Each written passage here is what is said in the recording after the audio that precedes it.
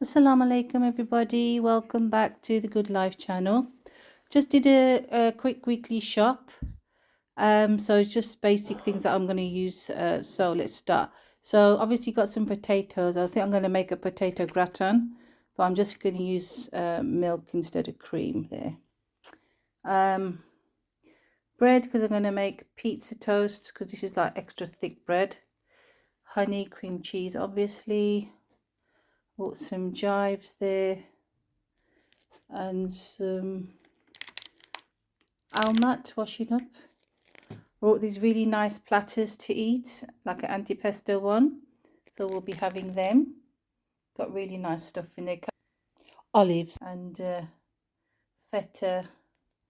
Then we've got olive spread, olive oil, carrots, pears, sticky toffee pudding, extra luxurious custard, croissants, because I love croissants, and bananas, and some coleslaw, and I got burger cheese there because it's so versatile. And this, I find this interesting, barbecue. So I think it's just a case of putting it over your meat and baking it. So I'll let you know how that one turns out. And obviously my ice gems there as well. So I need sandwiches. So that's the haul there today at the moment. So that's it there. All right, and then today what I'm going to do is I'm going to make a cottage loaf, inshallah, and then I'll show you the cottage loaf bread as well. Okay everyone, ready? We're going to make a beautiful traditional British cottage loaf, which in my opinion is a very, very tasty loaf. You just need a bit of butter with it or whatever you spread on top. It's basically 9 ounces of warm to hot water, 2 teaspoons of yeast, instant dry yeast. Then you'll need 1 teaspoon of sugar.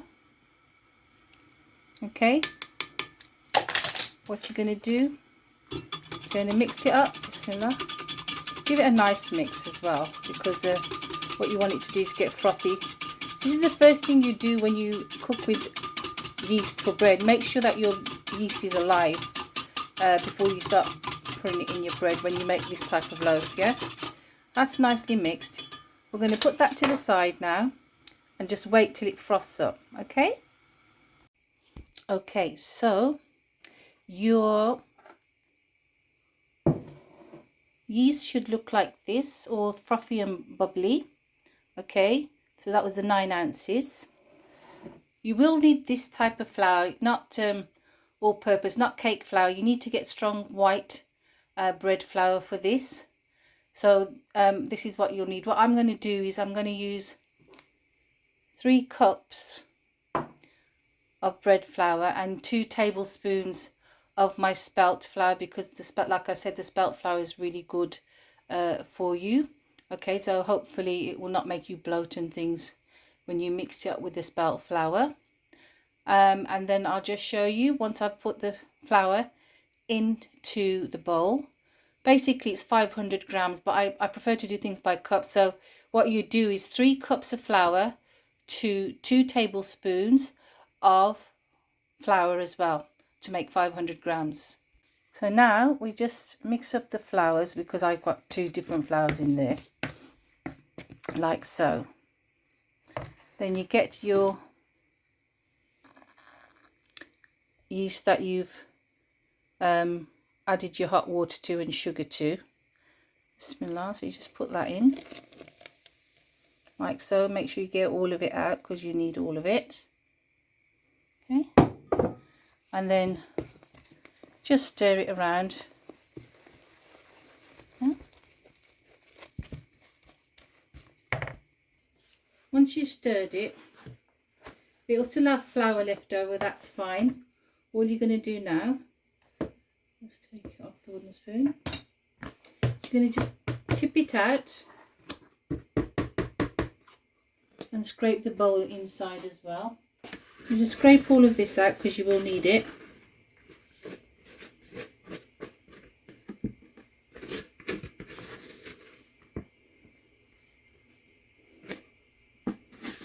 not really much in there.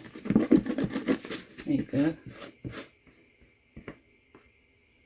There you go.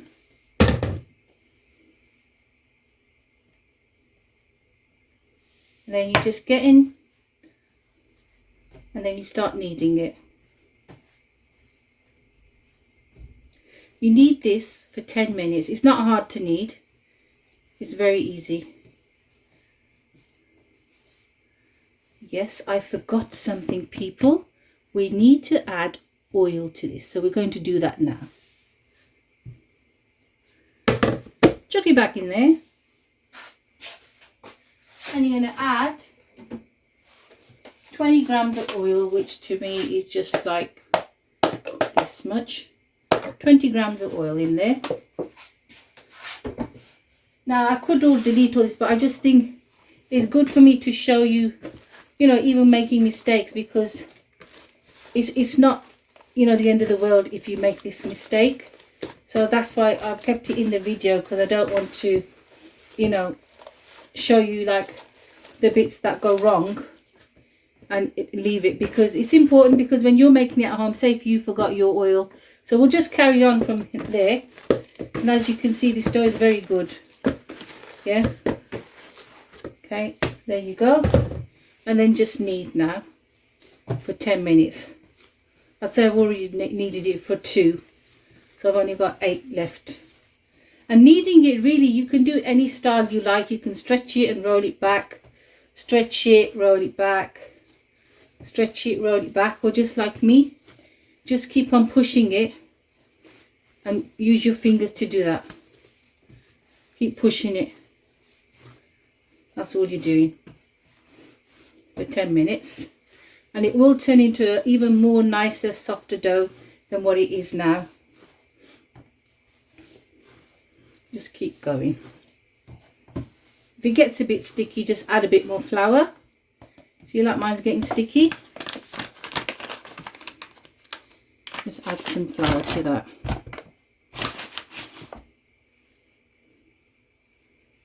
Like so. And just keep going.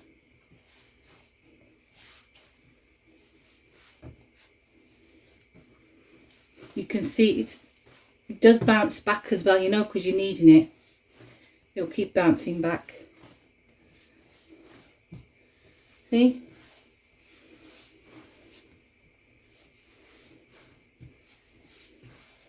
And again, if it needs more rolling out, the flour, just flour it more.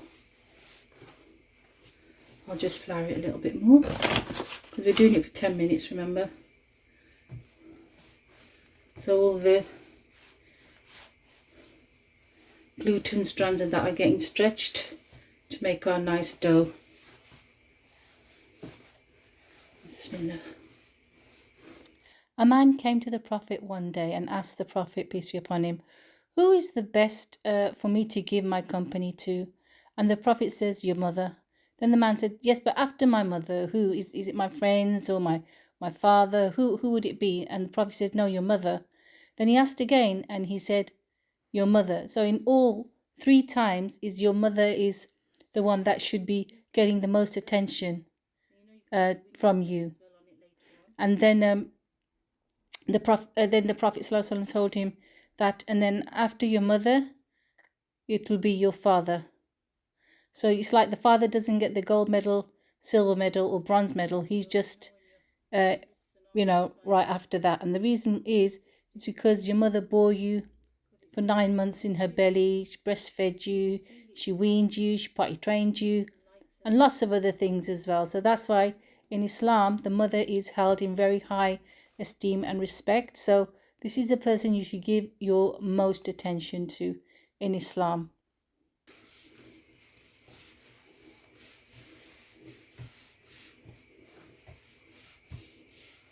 I mean, I'm stretching my dough like this because I've got arthritis. So, do you know what I mean? Do the best you can and do it for 10 minutes.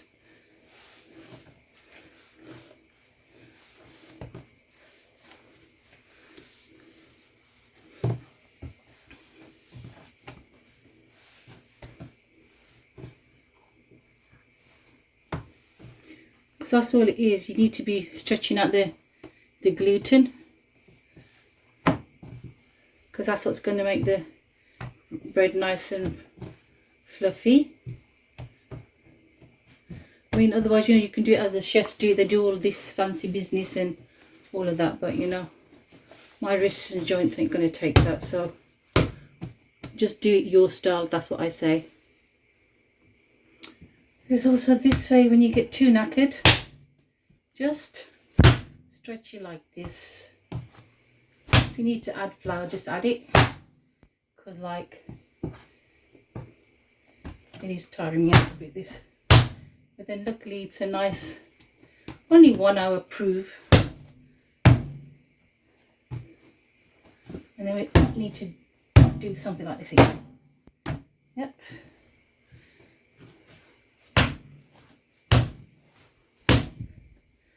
See, you're getting your momentum of doing that. Honestly, you can feel the difference. Look, it's getting soft, even more softer than what it was. And then just start doing this again. See?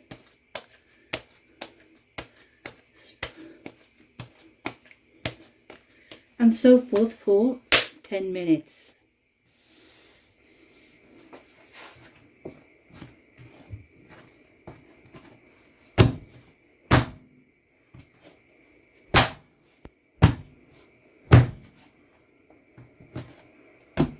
See? When you get it to this stage, you know, if you did the window test, it's going to show you that it's transparent, the dough. I'll show you the window test in a minute, how you do it. But you can feel it's really elasticated now. Just think of somebody who you really want to, but you don't want to really hit them in real life. Yeah? Your gas bill too high? Your electric bill too high? Exactly. Right, so basically I showed you how stretchy it gets, yeah? Just for 10 minutes. The window test is this, yeah? You spread it out so thinly that when you do that, when you look at your window, it'll be, you can see the light through it. Yeah, mine's like that. You'll see the light through it. And then you know you've done your 10 minutes. Okay. And like, you know, the way I showed you how to throw the dough, that really does help in the process of making it stretchy and giving you all the cheats for kneading dough. Then all you do have to do this bit, okay? You just have to oil the bowl. Okay, oil the bowl. Do with whatever oil you have. Yeah, because when you know, when it starts rising, this dough will rise, inshallah. Hopefully, inshallah, double up. You want it to fall out easily. So that's what we're aiming for. Yeah. That's it. And now you do have to leave it in a warmish place, okay? Like near a radiator, somewhere warm, because my kitchen wasn't really warm. It took my yeast about, I don't know, say 15 to 20 minutes to develop because my kitchen is so cold. Okay, then all you need to do is cover that with cling film. And like I say, let it rest now for 1 hour. It will double up in size. And from okay, so this has had 1 hour rise now.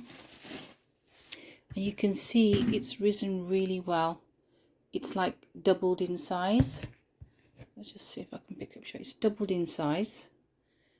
So now what we need to do is we need to take it out and make it into the traditional cottage loaf shape. Okay, so let's just take it out. See, that's why I said if you oil it, it'll come out nice and easy for you. Okay, so now it's just a matter of shaping it. So don't really need too much flour at this stage. Just knock out the gas in it.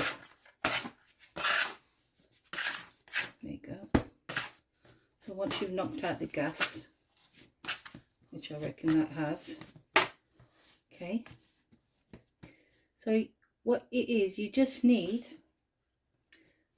because the loaf itself is a big round and you just like have a little bun on the top, so I'm just going to go for like less than a third, because what I found is that, you know, when you make it a large bun on top, it actually sinks into the loaf, and then it's not a really nice look, especially, you know, if you know how it's supposed to look. So we're not going to make the top huge, okay,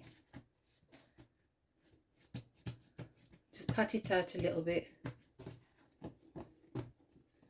because this is going to rise again depending on how warm your house is, either half an hour to 1 hour rise. Let's just do this. Actually, I'm even going to cut it down less, because I don't want it to sink. The whole point is we want it to rise when it's proving again for the last time. See, like I said, you know, 10-minute kneading, you know, you're going to get a really nice loaf from it eventually. There, like so.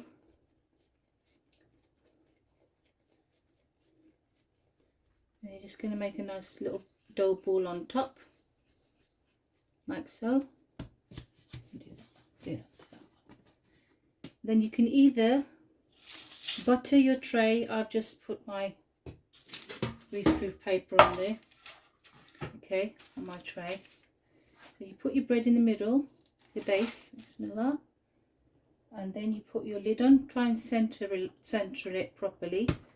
I reckon that's center. Okay, and then you get your wooden spoon, because you want it to stick through, and you dip it in flour. What you do is find the middle, bismillah, push it all the way down, like so. This is important what I'm doing, and then twist it out.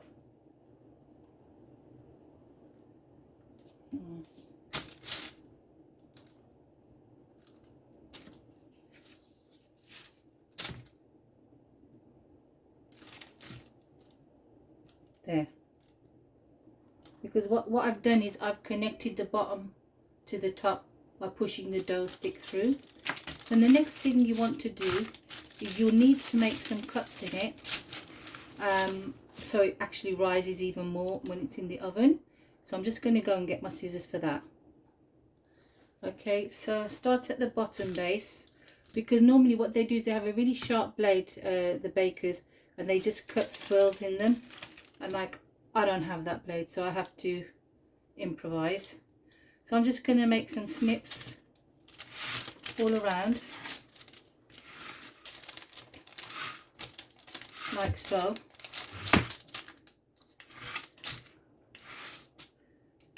There you go. One more there, one there. Okay. Then we have to do the same to the top. It looks like a bit like a UFO, this, but it does the job. It's pretty good.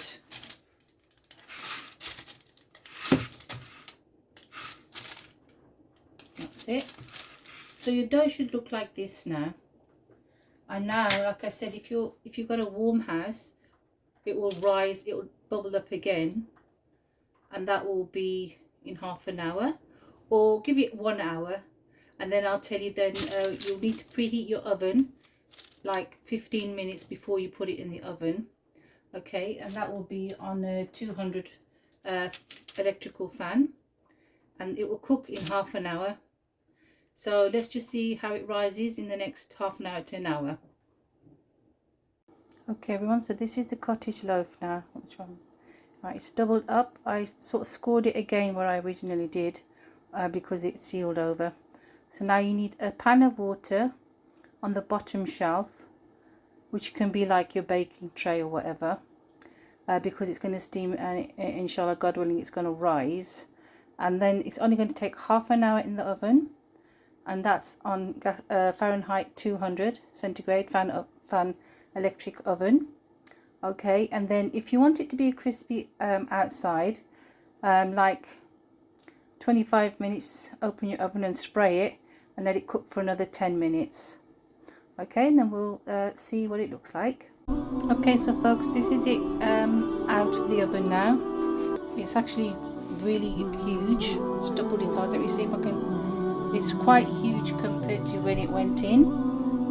It's really nice. It is crusty. Yeah, I didn't spray any spray on it. I just put that sheet underneath that I was telling you about of water. So now it's boiling hot now because it's just come out. But as you can see, it's a pretty good loaf.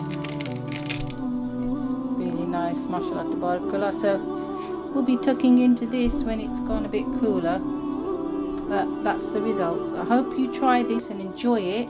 Please remember, share, subscribe and like. And please let me know if you try the recipe. Remember, it's only actually 10 minutes of kneading. The rest is just waiting for it to prove really and keeping an eye on the time. And that's about it really. So please try and enjoy. Right, take care, bye.